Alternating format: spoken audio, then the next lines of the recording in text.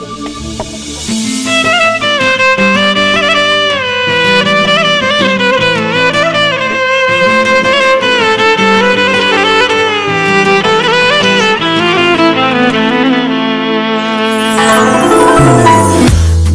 gözüm kanlı menin gözümde,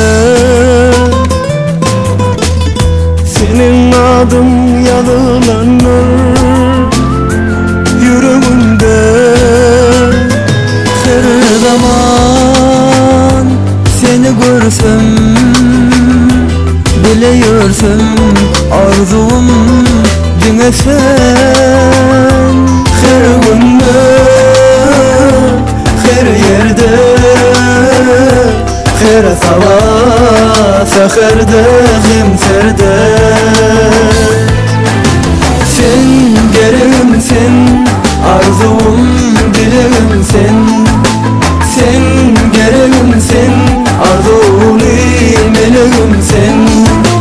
Sen gereğimsin, arzum dileğimsin.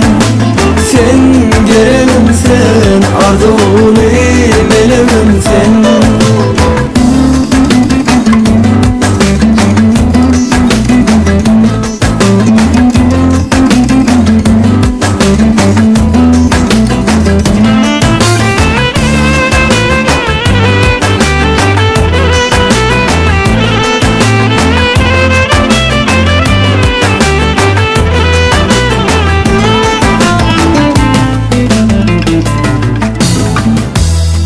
Medya seycana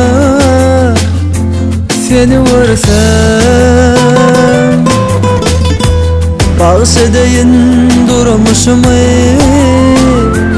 gün versem. Her zaman seni vursam, beni görsem arzum dinlesin. Her günde, her yerde, her sabah seherde hemserde. Sen gereğimsin, arzum dileğimsin.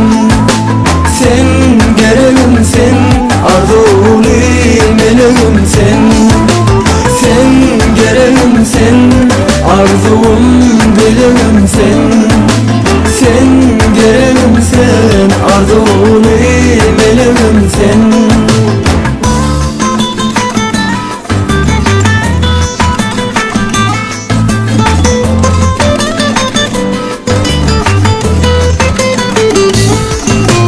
Sen gereğimsin, arzum dileğimsin.